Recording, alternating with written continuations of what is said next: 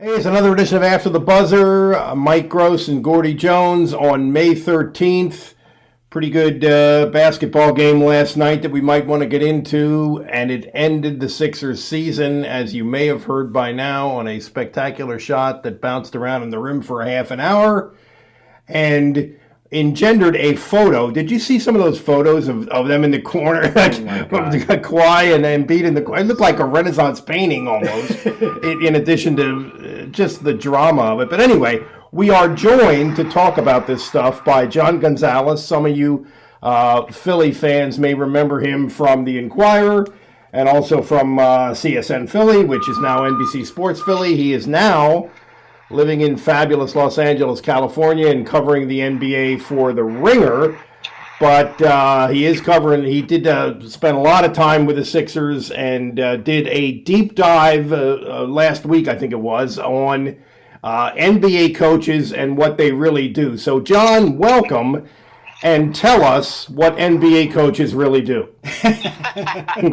Thanks for having me. Sure. And I think the elevator pitch on the piece was, I have no idea, and neither does anybody else. But you covered a lot of ground on that, and a couple of things that and this is just sticking in my head right now because I reread it this afternoon. You had a lot with Jeff Van Gundy in there, and I love his work in every way except that he literally never rips the coaches. He never has a bad thing to say about the coaches, and so. Do you think he gets by with that because nobody really knows what to say about the coaches? Yeah, it's probably not surprising that former NBA head Sure. coach Jeff Van Gundy doesn't have many bad things to say about coaches. I think, I tried to filter out some of his natural inclination on that, his reflexive inclination to just defend coaches, and use the stuff that I thought was germane to the point, which was that there's a lot of things the coaches do behind the scenes or in games that we aren't privy to. I mean, there are any number of websites and places that you can go and find pretty much any kind of stat that you want for players. But for coaches, aside from like ATOs and Slavs, we don't have a lot of information. So a lot of it tends to be sort of anecdotal or gut feeling, and that's where I sort of take umbrage with criticism of certain coaches. I think like it's certainly warranted in certain situations. You see a play that's poorly designed, or a coach doesn't make a substitution that he should make. Those are all certainly valid, but I think like just the reflexive criticism of coaches, I don't like Coach X because of issue Y, is where we sort of run afoul of things. Which brings us to Brett Brown and how he is taking some heat. Well, he's taken heat throughout the season. As you mentioned in the piece, he gets credit for every loss and the players get credit for every victory. So this morning's criticism of him is those three possessions with about 3 minutes left in Game 7 where they either had shot clock violations or were right up against the shot clock. So how warranted, from where you sit, is criticism like that? Well, for sure. I mean, those three possessions were bad possessions, but I think Brett shares in that. I don't think that's entirely on him. I think that the players failed to execute, and he didn't probably help them as much as he possibly could have with the play designs on that. Right. Although, as I've mentioned to a couple of different people, I think like the bigger indictment, aside from the fact that they didn't execute and plays weren't shown up, I think the big indictment there in that specific sequence of three plays where they couldn't get a shot off was roster construction, because something that we've seen all season long with these guys, and especially in the playoffs, is they are so super thin, and they have one guy basically who can create for himself in crunch time. That's Jimmy Butler. Right. And then other than that, everybody kind of needs help from somebody else, or they have weaknesses that you wouldn't want to put the ball in their hands in the first place in those situations. So I don't know exactly what they're supposed to do there with the personnel that they have. Right. Yeah. So it'll be interesting to see how it plays out with Brett now, because as you well know, the New York Times last well, I guess it was over the weekend actually, Mark Stein didn't really quote anybody, but basically he said there's scuttlebutt out there that Brett doesn't survive if they lose in the second round, which they obviously did. But I thought your point in your piece last week was a good one. It's like, okay, Brett's not the coach. Name me a better one who is available right now. And people have been throwing around names, and the one name that always gets thrown around is Jay Wright, which, I can't imagine why he would want to leave Villanova, but there it is. There's the speculation. What say you to that speculation? I think Jay Wright has been the next head coach of the Philadelphia 76ers for like a decade now. Right. Every time there's even a whiff of maybe they might make a coaching change, Jay's name comes up. Right. I think if he wanted it, maybe he would have taken it beforehand, although now obviously is a much more attractive situation than any previous iteration. Right. But just to the Brett point, I mean, it's really hard for me to reconcile the idea of you're going to make a coaching change after the most successful 2-year run in the last 30 years, aside from the Allen Iverson era where they made that one finals. But right. You're talking about back-to-back 50-win seasons, one game away from Game 7, or one game away from the Eastern Conference Finals. Right. It's unquestionably been a really good run for Brett. And the idea that, hey, the ball bounced in instead of bouncing out, so he's got to go, I don't get it. Yeah, right. That's fair. Yeah, I don't think he should be. I don't think the result of this series should be the end of Brett Brown. I'm going to say one thing before I forget it. One thing about Jay Wright. I think this is the most likely time, if they push Brett Brown out the door, I think this is the most likely time that he would consider that for a couple of reasons. The point of life that he's in, I think it's very unlikely that Villanova duplicates what they did a couple years ago. And I think college basketball might be falling apart, might be imploding. Which is why John Beilein is. And Exhibit A, John Beilein going not only to the NBA, but to the freaking Cleveland Cavaliers. Wow. But anyway. He left a better team. Yeah. Yeah. So I don't know. I'm just throwing that out there. But the other thing about coaches, about NBA coaches, is I think is people are convinced that this guy's good or this guy's bad without understanding what they do. And that's why I thought your piece was so good, John. I'm not trying to butter you up here, but because you tried to figure out what they do. So let's talk about what Brett Brown does that really works. Uh-oh. I'm still here. Oh, Leah, let's talk about what Brett Brown does as a coach. Yeah, I think that he made adjustments, not just in that series or in the series against the Nets, but also over the course of the season that I think, people knock him and say, he didn't change the system, he didn't run any pick and roll. Well, when they got Jimmy, they started slowly phasing in pick and roll.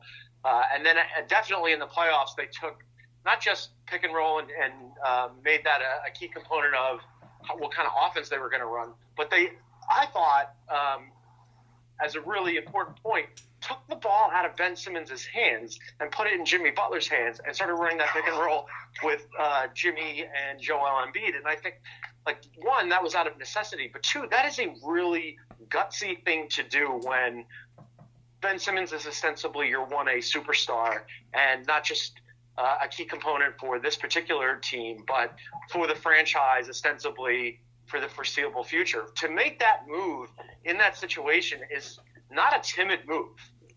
So, what does Brett Brown do? I think, he was trying to best utilize the personnel he had, and I think that was pretty exemplary of it. Yeah, I agree with that. I think that's and it would not, and you don't know what. Would that have been a problem in terms of Simmons from an ego standpoint? I guess not, but you don't know that. You don't know that. I think it was a problem from an ego standpoint because Zach Lowe had a piece where he talked to Ben Simmons about how he was being deployed in the playoffs, and one of the things that they used Ben Simmons as was sort of a floor spacer / decoy. And then they also put him on the baseline in the quote-unquote dunker spot. And Zach asked him about that, and he said, yeah, that's not my role. I'm way more valuable than that. So I think it did rankle him a little bit. And that's why it's really interesting what will happen with Ben Simmons this offseason and then as he gets older. If he does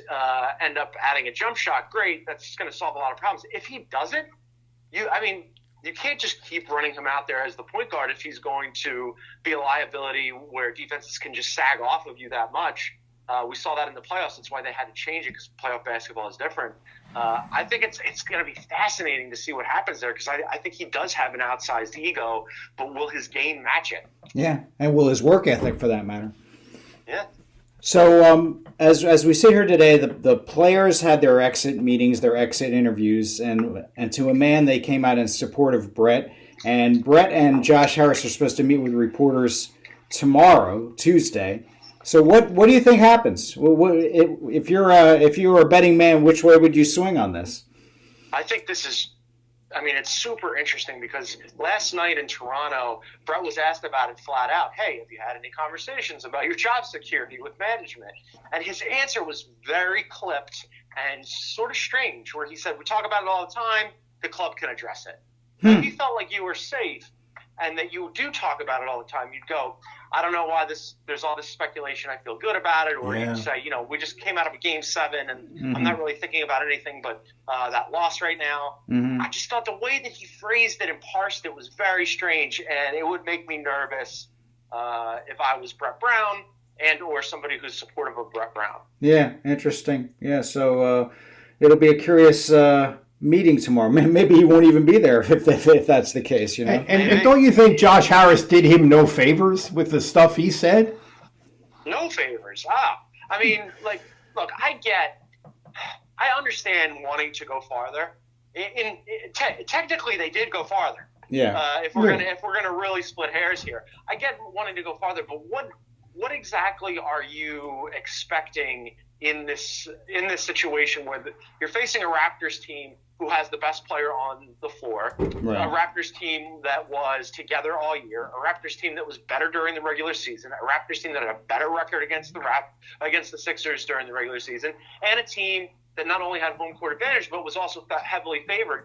And all of that happened, and it still took a circus shot, a once-in-a-lifetime 4-bounce on the rim for them to dispatch the Sixers. Right. So, if that's not good enough, then I guess, nothing probably ever will be for you, and you're going to make a lot of different changes. Yeah, that's why I thought it was so. That's why I would be critical of Harris, because the way he worded it made it sound like all of the stuff you just said, which is obviously true, that doesn't count. That doesn't matter. He didn't get to the next round. Yeah, I thought the timing of when he had that impromptu press conference right before they played the Nets to start the playoffs was strange. I don't think it helped anybody for him to go, yeah, we're supportive of him right now. Right. That's language that I seized on. I mean, right now was very loaded. Yeah. And the timing was very loaded. And I think, Josh has an idea of what he wants and what ownership wants until they want something else. I mean, let's not forget, they were all on board with Doug Collins and Rod Thornton until they weren't. And that actually started the process where they brought in Sam Hinkie and they empowered Sam, and who hired Brett, and they said, hey, we're gonna do it this way. We're gonna build for the long term, until the league got upset with it and they put a hot light on him. And then all of a sudden you had not one but two Colangelos. Yeah. I mean, and then the Colangelo regime gets ousted, except for a lot of his lieutenants are still there, and then they bring Elton Brand, who is sort of piecemealing together this front office. Right. And for as smart, this is something I keep coming back to, for as smart as Josh Harris and David Blitzer and some of these guys are in their personal professional lives, right? They're billionaires for a reason. They're brilliant guys. Mm-hmm. All the things that make them successful in the private sector, they get these jobs or these teams and they take them over, and then they make the exact opposite decision. They're not prudent. They're not Boy, patient. that happens a That lot. is so true. Yeah. That is Crazy. spectacularly true. That's a weird thing. I wanted to make one last Jay Wright point, and that was today Dana O'Neill was on Twitter, and she said that she doesn't believe that Jay would ever go to Michigan. So I just reached out to her and I said, well, do you think he would take the Sixers job? And she said she didn't think he would, which I think is pretty good authority as far as I'm concerned. And as we all know, Jay Wright, earlier in the spring, he turned down UCLA, even though UCLA reportedly offered to double his salary from its current $4 million. And that's a quote from the AD. That's not just like a media report. The AD said that. They offered him double the money. So I perhaps we can rule out the Jay Wright thing. But at the same time, I go back to this. If Josh, who has never been known to make, outlandish quotes, if he says what he says during the season, it almost makes me think he has a coach in mind. What do you think about that thrust? I mean, just as another Jay Wright addendum, Jay should have taken that UCLA job. It's double the money, and you get to live in LA. You guys been to that campus? It's incredible. I know Villanova is very nice, but come on, the main line versus Westwood is really a no contest. He's already won 2 championships. You could live in California. It's really great here. I'm never coming back. That was a mistake by Jay Wright. I'm glad we straightened that out. Beyond that, does he have a coach in mind? He should. If you're going to make this move, there better be somebody available. It shouldn't just be you going, okay, well, it's not Brett, so we're going to cast a wide net. It should be, okay, this is our guy. Brett, thank you. We appreciate it, but we've got this guy in mind, and we have a chance to go hire him, and here's why. If you make that case to me, maybe we have a conversation. I still think it's a mistake, but at least I'd understand your reasoning. I think that's defensible. I'm not. Yeah, that's defensible. We had our player development guy, and he got us here. Now, I don't know who that person would be. I don't know who the coach would be, but you're right. That makes sense. There was a guy at NJ.com. He had 18 possibilities. And I can't remember them all, but the one name that I thought was particularly funny was Tom Thibodeau. Given how he and Jimmy Butler get along. I love when these lists come up. Yes. Because invariably you get Thibodeau and you get all 12 Van Gundys. Yes, the flying Van Gundys. Yes. After dark, but they would be terrible fits for this team. When you're talking about load management, all he does, he plays 5 guys in December. I know. It's crazy. Yeah, he burns right. All right, so as far as players go, of Jimmy Butler, Tobias Harris, J.J. Redick, who among those do you see coming back next year? Coming back, I don't know. My theory for a while now, and this is like pure speculation and I have no inside information on it, is that the Knicks miss out on KD and or Kyrie, and Jimmy looks like all of a sudden a really nice consolation prize. He gets a team in New York, off he goes. I'm torn on Jimmy because on the one hand, as we mentioned, he's the one guy who can make for you in critical situations when you need him to, and he's also a really good defender. Yes. On the other hand, do you want to max out a guy who's going to be 34 at the end of it? Right. It's tough. Yeah. It's tough. And as you mentioned in your piece today, Tobias is a little younger. However, the way Tobias played in the playoffs, I have some real reservations about him as a potential go-to guy. It just seemed like he didn't rise to the occasion. His stock went down a little, I think. And I like him personally. He seems like a great guy. But I like him too. Yeah. But that kind of jumped out at me. Yeah, these are fair criticisms.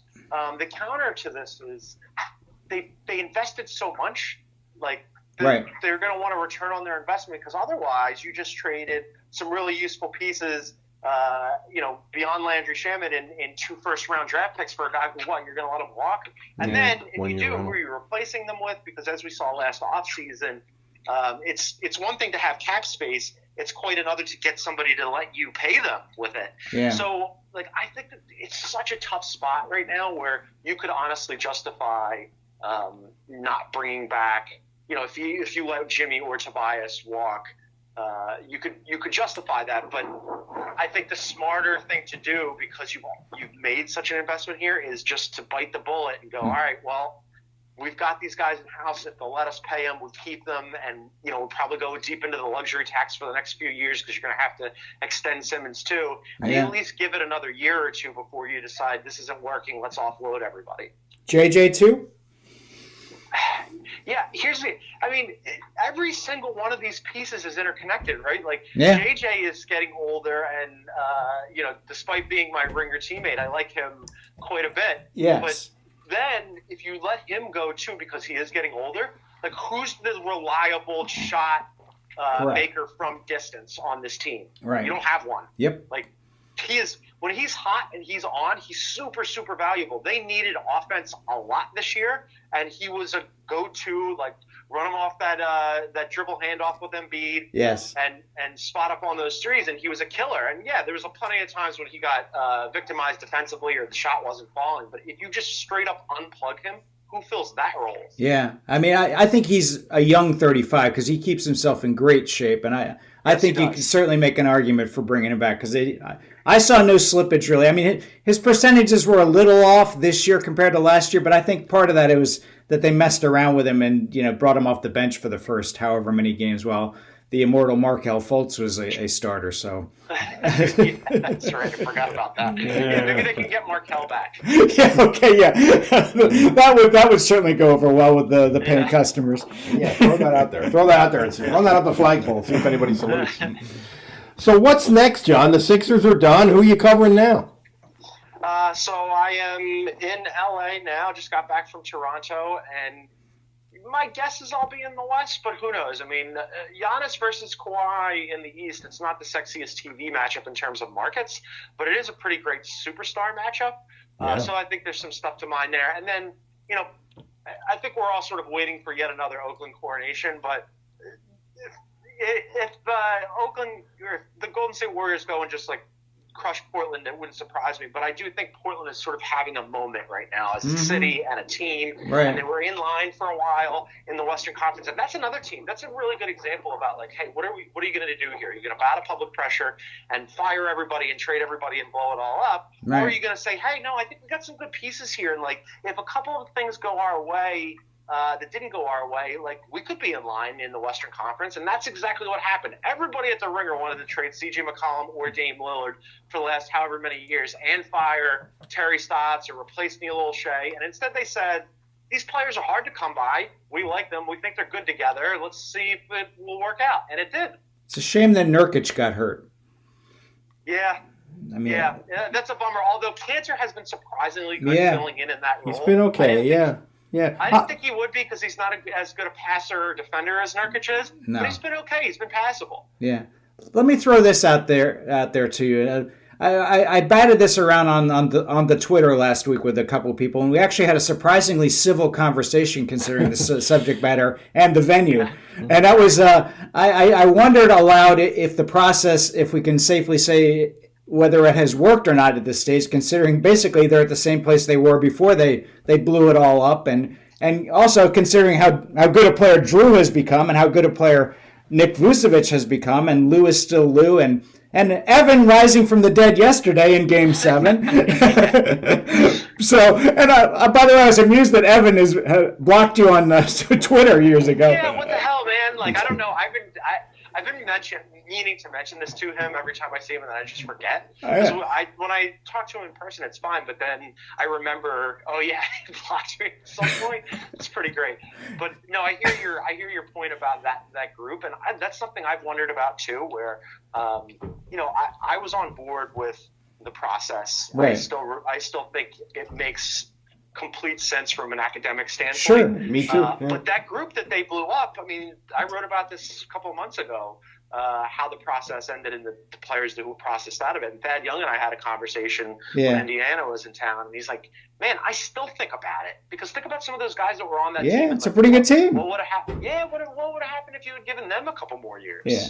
Well, in this conversation that I had with these folks on Twitter last week, one person claimed to me the absolute ceiling for that team was the second round, whereas he believes the ceiling for the current team is higher. But I don't know. Can we safely say that?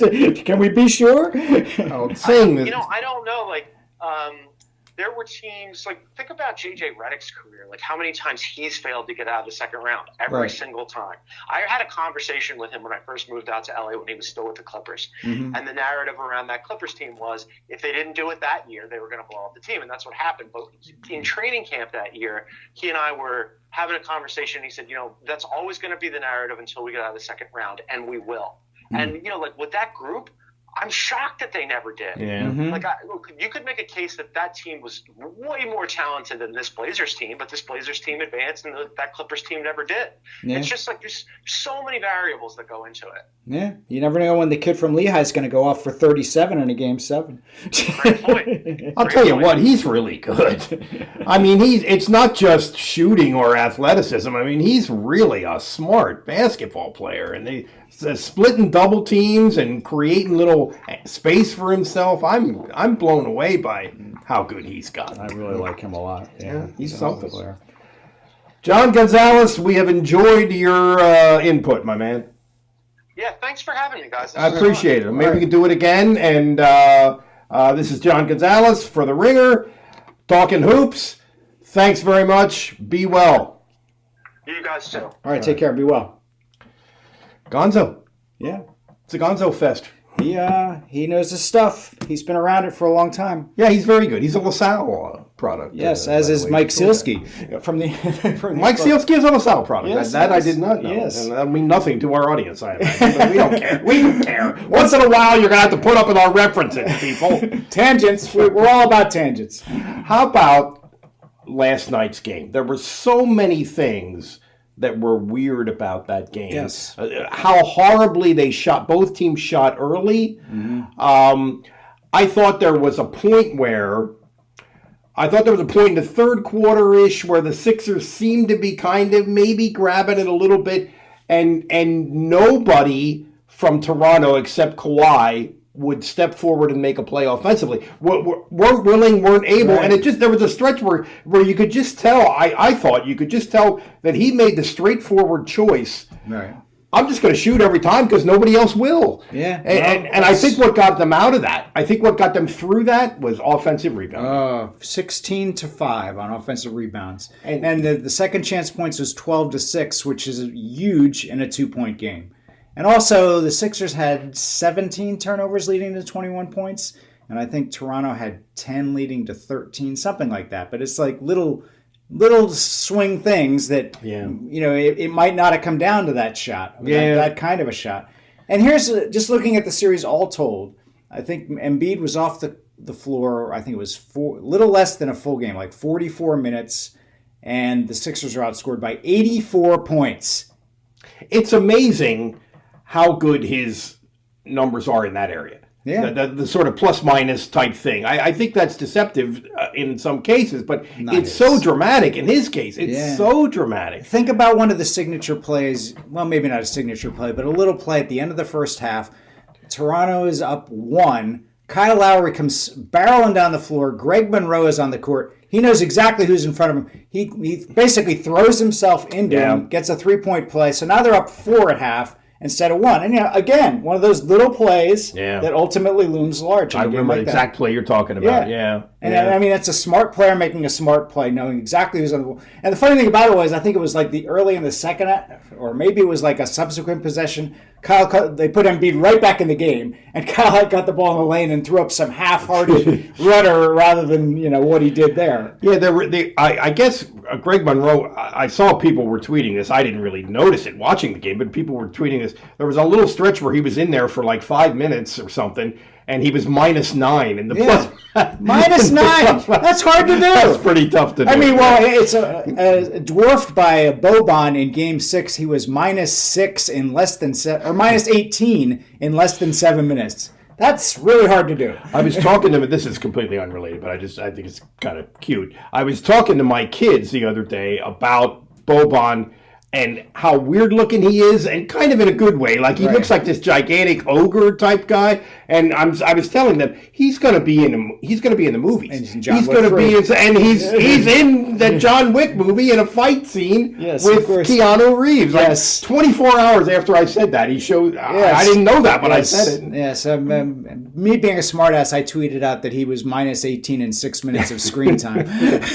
Bada bing, bada boom. You being a smartass. Well, there's nothing we can do about that. You had to do what you had to do. That's right. So anyway, the Sixers are done now, and we're down to the Final Four.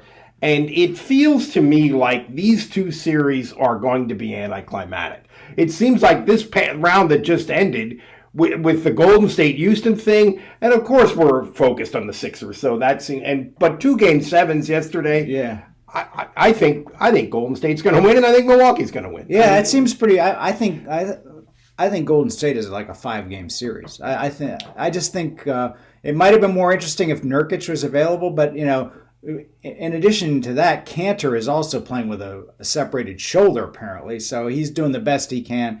And it's like 2 guys against an army. And apparently the Warriors are going to get Durant and Cousins back at some point, probably in this series. I didn't know Cousins. Yeah, I didn't either. I read that today, that Cousins that was another Mark Stein item in his column that he mentioned about the Sixers. Stein-Emo, working for the New York Times now. Yes, so, I think that's a lot.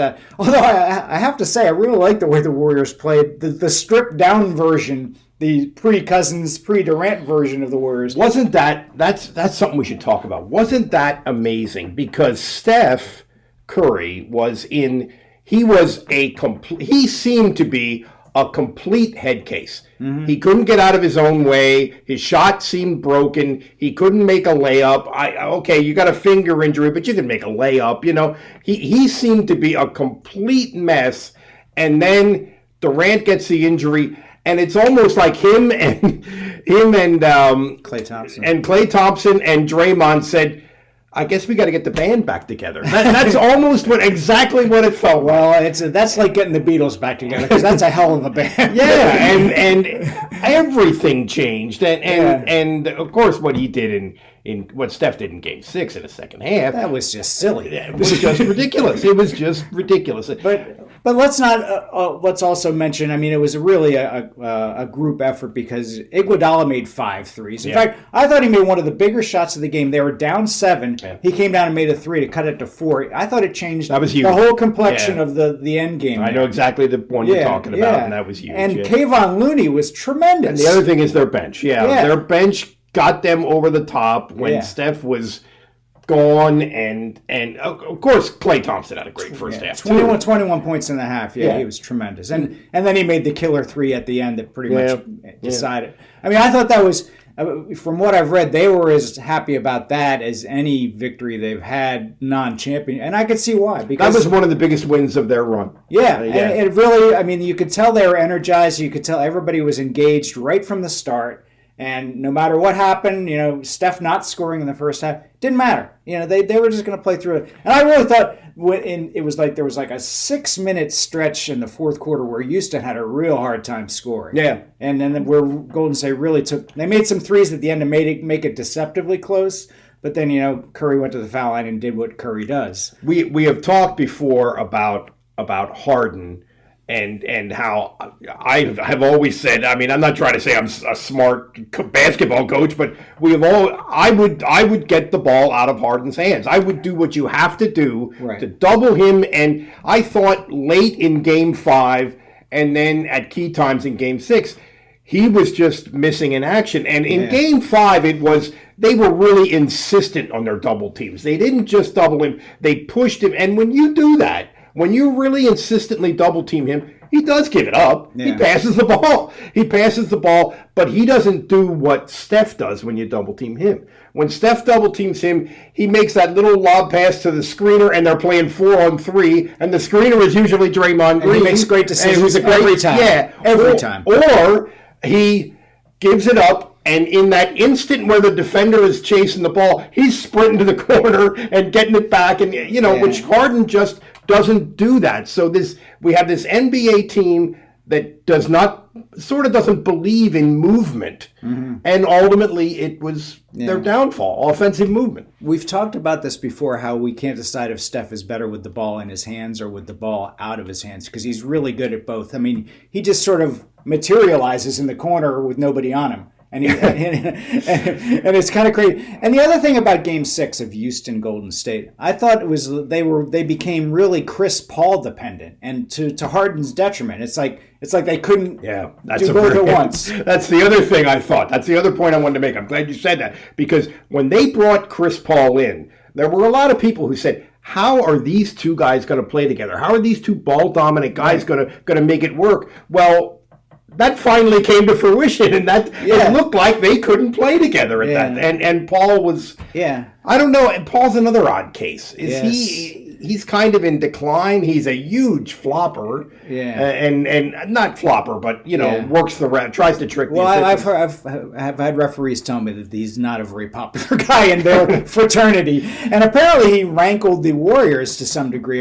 There was talk. This was written on The Athletic that he somehow kicked Curry off the court the day before Game 6. I saw that. But then there was. This is when they're trying to shoot. They're trying to practice shoot. Yeah. But then there was the I guess Houston came back to him and said, no, that wasn't the day before. It was the previous Sunday or something like that. Or so at any rate, and supposedly the Warriors had made all the arrangements. They had checked ahead of time and said, can he come in and shoot? And yes, I mean, so yeah. But there's video of Draymond and Steph Curry coming off the court, actually in the hallway toward the locker room saying, kick me off the court again. Kick me. Yeah, right. So that obviously stuck in the back of their minds. Yeah. And I know Brian Windhorst from ESPN, he said that on the air too, that when the Warriors came off and they were all giddy after winning, that they definitely mentioned Chris Paul's name. So they did themselves no favors in a lot of different avenues, I'd say, the Rockets. Now let's go. When you said Windhorst, you remind me of another goofy NBA thing,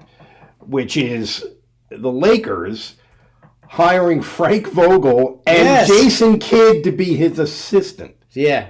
Now, how is that going to fly? Well, I almost feel sorry for Frank Vogel. I do too. I think he's a pretty good coach. He's had success elsewhere. Yeah. But basically, they've hired your successor, which is kind of symbolic of how the Lakers have been doing things these last several years. I mean, it's also reminiscent of John Gonzalez earlier mentioned about the Colangelo regime. When they were in, they brought Mike D'Antoni in to be a Sixers assistant, which, that's obviously the coach in waiting. Yeah. So, but then Mike got the job in Houston, and the Colangelos, that all blew up. So, I mean, I hate to be all junior high school about this, but if you're Frank Vogel and you're at practice and here's LeBron and Jason Kidd over in the corner and they're talking quietly, how can you not be thinking, what are they talking? What's going on?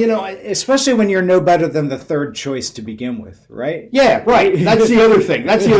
Obviously, he was not on their radar until 48 hours ago. Yeah, Ty Lue turned him down of all things. Yeah, that stunned me. Yeah, I thought he'd work it out. Yeah, he wanted 5 years and they wanted 3, and I think LeBron probably wanted him. Certainly. Yeah, I mean, I understand why they would offer him 3 because that's basically what LeBron has left on his contract. So, one more thing about Frank Vogel, he is a veteran of stupid human tricks on Letterman. I think I saw the video of that. He was balancing a ball on a toothbrush. On his toothbrush, and the toothbrush was vibrating and thus brushing his teeth. That was Frank Vogel back in the 80s on. Can't get entertainment like that just anywhere. All right. Let's plug, my man. What are we plugging? What's going on? What's hot? I don't know what I have going on. Anyway, I have to. Speaking of Brian Windhorst, I do have to write a book review of his latest book. He's like the foremost LeBronologist, and he does a good job. And so he has a new book out, basically about LeBron's business interests. And I had meant to write the review of that already, but then the Sixers kind of got in the way. So that's something. Where is that going to? That will be on Forbes.com. Okay, all right. And I have. What do I have? I've got. I've got Barnstormer stuff. I've got some changes in the local sports administration around these parts in Lancaster, PA.